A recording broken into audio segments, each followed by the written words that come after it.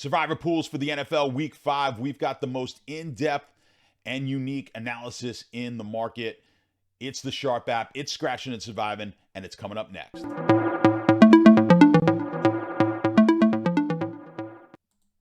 All right, guys, we are scratching and surviving our way to hopefully a championship and, more importantly, some cash in Survivor pools. A lot of you have been with me from the get-go. You guys have been here in years past as well, so always appreciate that. For you newcomers, welcome. Hopefully you enjoy what you are seeing. If you do, give us a like and a subscribe. Share this video with your friends. We put a lot of work into all the videos that we do, but especially the Survivor pool. A lot goes into it. A lot of work behind the scenes. So we appreciate that. And of course, check out the Sharp app. I've got a QR code there for you guys. You can download the Sharp app just by using that QR code. And I personally built a lot of the tools on the Sharp app. So if you like some of the content here in Survivor pools, and maybe you play props, you're over on Prize Picks, you're betting props against the sports books, we've got an unbelievable tool called the Proptimizer that I helped design and build. And a lot of my math goes into those numbers that you see on the tool, the Sharp app tool. So give us a look, give us a holler. Comment down below what you think about the app and join us in our Discord. I'm always happy to answer the questions either here or in Discord. Enough of that. Let's jump into week 5 of the NFL and Survivor pools. Last week, pretty tame week after a week 3 of a ton of chaos. So this week, we come in probably about the same amount of people that you had in your pool going into last week. You've got this week. For those of you, now we gave you some strategy last week, especially in larger pools, to maybe look to not one of the big favorites last week, but maybe get off of that favorite and get on a team like Denver or Minnesota. That worked out for both of you. It was kind of the same strategy that we had the prior week in taking New England over the Jets. If you're in a larger pool, taking a team like Denver that you're definitely not going to take again, or Minnesota that you're very unlikely to take again, was a decent option there. We like Denver a little bit more because Minnesota, of course, you're going to get that opportunity against the Bears. But if you did that, that's going to now give you a much better line, a much better ticket, entry, whatever word you want to use for your picks. But that gives you more equity over someone who took maybe one of the favorites last week. And we're going to dive into this week. There's not as many options this week, I don't believe, as there were last week. And we're going to see in future weeks here that we do have a lot more options. So let's jump right into the Survivor grid firstly, and just let's see what we've got going on Survivor grid. So Survivor grid, we see that there are 2 teams that are just basically being taken by the majority of pools here. We're over 70% of pools are taking Miami and Detroit. It could even be higher than that by the time we get to Sunday. We'll see. Miami playing the Giants. We saw how bad the Giants looked. 11.5 point favorites. Detroit over Carolina. Again, we saw how bad Carolina has looked, and that is why these teams are both double-digit underdogs. But the problem is we've got in Miami and Detroit 2 teams that are 2 of the top tier. Maybe not the top tier. Miami might be the top tier. Detroit maybe a tier below that, but 2 of the top, let's say, 10 teams in the league right now. And because of that, of course, the combination of them playing 2 of the maybe 5 worst teams in the league, that combination is leaving us with these high point spreads. But because these teams are pretty good, we may have future weeks here where we like these teams. So let's kind of look at the near future right away. You can see Miami right away. Next week, they're going to be a big favorite again. So if we look and we filter this one by, or we sort it by who we're projecting to be the largest favorites, you've got Buffalo here against the Giants again. We're targeting the Giants at 12.5 points. Now, you may have taken Buffalo already, so that may not be an option for you next week. Kansas City's potentially a team that you've taken already. They get Denver, another team that's looked pretty weak. So Miami may be your best option come next week. Let's go back here, and we're looking at Detroit. So Detroit, probably don't want them in week 6 at Tampa. At Baltimore, definitely not going to be a team that you're going to be taking them against. But week 8 against Vegas, at home, let's take a look here. So Detroit at home against Las Vegas, you get a -9.5. Buffalo, again, they pop up again. If you look at the Buffalo line, I mean, it's like Jacksonville this week, not the best of opportunities. But then the Giants, if you haven't taken them already, you know, there's a good chance you might take them in week 6 against the Giants. Potentially week 7, which we will look at in a second, but week 7 is a very difficult week. You might want to save them for New England. And then, of course, what we were talking about in week 8, but you've got week 10, they've got a pretty favorable matchup. Week 11, a favorable matchup. And if you made it all the way to week 17, they're going to be a 9.5-point favorite, at least projected, at home with New England. So I don't like to look that far out in the future, but we don't have to look too far out. It's almost every week here that Buffalo is going to be pretty solid to take. So if you haven't taken Buffalo, you might not be looking at them this week. Detroit, like I said, we look down the line, week 8. So let's look at that week 8 when we might want to take them. The Chargers, probably a team that you have not taken yet. So the Chargers, potentially with no real options to take them up until week 8, are going to be a massive pick in week 8. But I don't know if we necessarily want to stray too far from that, because when we look, do the Chargers have a lot of value? Not until you get to week 14 against Denver. We'll kind of get to that as we get closer to week 8, but the Chargers look like an option that you're going to be able to take quite easily in week 8, and then kind of pass off on Buffalo and Detroit.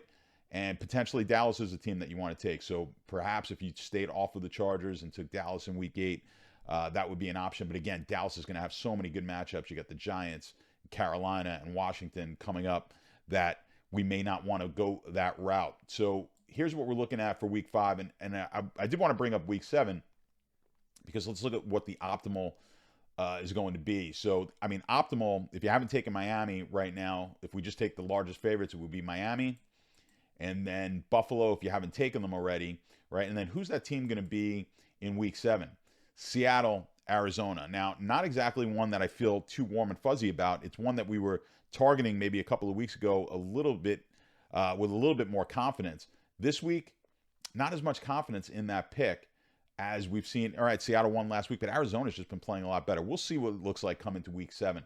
San Francisco at Minnesota, okay. I mean, they're going to be favored in that game. San Francisco might be the best team in the league, but you're not going to get too excited about this game. Kansas City, again, much better matchups elsewhere for Kansas City, but against the Chargers, 5.5-point favorites. Buffalo at New England. Philly, Miami, certainly not a game that we're going to get too excited about taking. So there's really not that many options here. Seattle's going to wind up getting the bulk of the play, and it's not a team that we necessarily want. So what I'm getting at is we're kind of staying with the majority of the market here. We're going to be pretty chalky if we go this route. If we take the Miami route, and then in week 6, we look at one of these chalky teams. Well, actually, what you're going to wind up doing here is taking Detroit, because that's going to be the optimal, at least for the next 3 weeks. The optimal play is going to be Detroit over Carolina, and then Miami over Carolina, and then Seattle is probably going to be the optimal. Now, what do I mean by optimal play? So the optimal play would be if we can somehow figure out, in this instance, I'm doing it over 3 weeks. If we could figure out taking the largest favorite over that 3-week period, that would be the optimal play. That's the play or the route that has the most likelihood or the highest likelihood of advancing and winning. That should make logical sense. Now, when we try to do this over the course of 18 weeks, it's not so obvious all the time as what the optimal play is. Ultimately, we would just play the optimal play in all pool formats, just play optimally and hope to get to as many weeks as we possibly can. But when you're playing in larger pools, and I've seen this in the comments where people say, well, there should be no difference in small pools or large pools. I disagree in the sense that a small pool, we don't necessarily think that pool is going to go 14 or 15 or 16 weeks, where the larger pool is almost certainly going to go at least that far. And if you're in a super large pool and it doesn't have double elimination picks or double pick weeks, you're going to almost certainly go a full 18 weeks. So yes, we want to play optimally, but what we're playing for, ultimately, even if you get to the full 18 weeks, yes, I would love to be a chop of the entire pot, but we have to pick our spots where we can sometimes maybe have to play a team that not a lot of people are going to play, in the hopes that something catastrophic happens and we're one of the few left standing. So with that said, that's the optimal line that we could take, and there's nothing wrong with that. Certainly in pools that are not very large, taking that optimal line is going to be perfectly fine to do. But again, when we get to that week 7, it's going to be a little tricky. So you're going to have to figure out here which one of these two you're going to want to take, Miami or Detroit. And to me, it just kind of looks more optimal to take Detroit right now on excuse me, on the if we're playing optimal and in a smaller pool. Let's just quickly look at the spreadsheet, because I just want to show you guys what we've got going on as far as 0%. Now, you guys know future value on this spreadsheet. I don't want to get too into the spreadsheet, but the spreadsheet will weigh future value. If I don't put any future value weight in there, it's always going to give me the largest favorites of the week. And that, of course, we just went over is Miami and Detroit. Now, if I up this to a 50% weight, what that does is it brings Washington into play. Now, why would it bring Washington into play? Because Washington has very little future value. And let's show you what we mean by that when we look at Washington's line here. So if you look at Washington, they're going to be a 6-point favorite right now this week. And then when are they going to be a favorite again?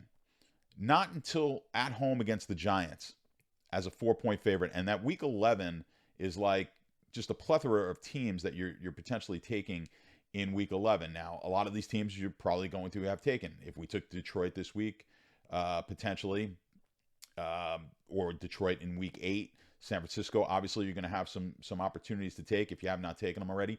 Miami, potentially, again, the next couple of weeks. Dallas, we'll see. Maybe you're going to want them in week 10. So, yes, there's a good chance that you've taken a lot of these teams, but there's still going to be some pretty good options. Like Cleveland, who knows? Are you going to take them in week 9?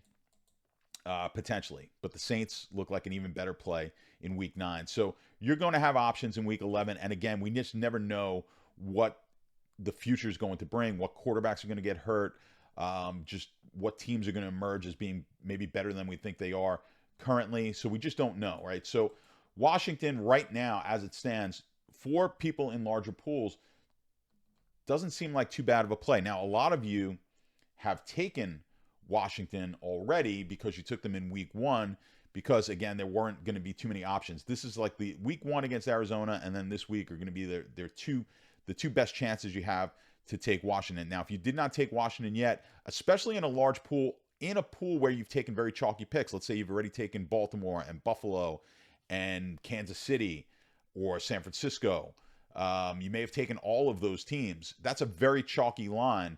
And what it does is now it's going to give you less options, as you see. And I showed you on Survivor Grid, taking those good teams is great. It's helped you advance.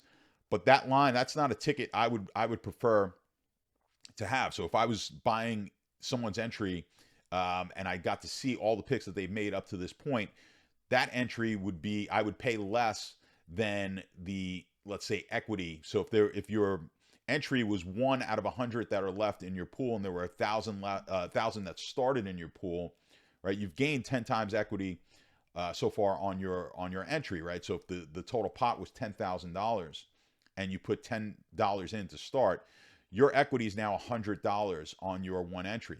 But if your one entry was all those really chalky favorite, better, like the upper tier teams, then I'm not going to pay you for your entry, or at least I shouldn't pay you for that entry as I would if you took Washington and if you took Washington and New England, and last week you took Denver, right? You could see where that line is going to be much more advantageous to the player. So yes, it's nice to have been able to survive, but surviving with some of the weaker teams is really going to get you in a place where at the end we could start making a lot better decisions than most of the pool. And that could potentially be the most optimal way to go. We'll never know the most optimal way until we go back and look at the season.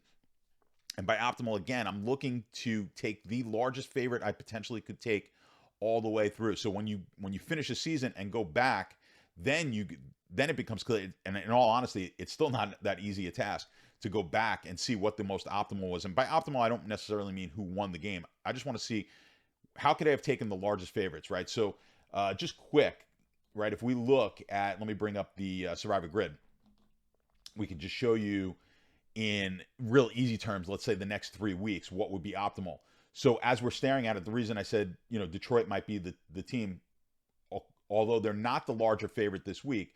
So let's say we just weight this as a 10. So we get 10 because they're 10-point favorites, right? And then next week, if we had the ability to take a Buffalo, let's say we don't have Buffalo or Kansas City at our disposal. So now the optimal would be taking Carolina at 10.5, right? As opposed to, so now we're at 20.5.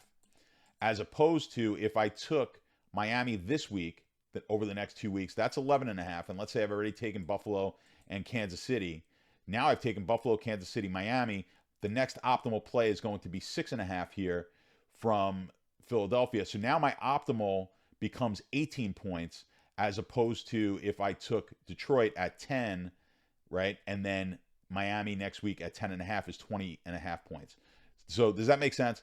Of course, I'm doing it on a short-term scale, and trying to figure that out over the full 18 weeks is really what we're trying to do.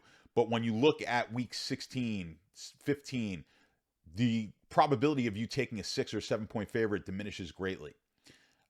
So if we get that opportunity to take a team like Washington, or last week to take a Denver that's hardly ever going to be a favorite, and we can advance with them, it just increases our equity in the pool dramatically. So just want to leave you with that this week. Again, if you're in most pools, I have no problem here taking Miami or Detroit. Detroit looks like the better option just because of the near-term future, especially if you're in a small pool. I would certainly lean towards the Detroit side, but you have to look at a team like Washington here this week because, while obviously we don't love Washington, if you're in a larger format pool, I think they have to warrant some of your consideration. Again, as always, leave comments down below. Love to hear from you guys. Love answering all of your questions. Give the Sharp app a check, and just hit us over here. We got the QR code. It's real simple, and I'd love to answer your questions about the Sharp app as well. Good luck in your pools this week. I will see you all next week. Hopefully, you are still surviving.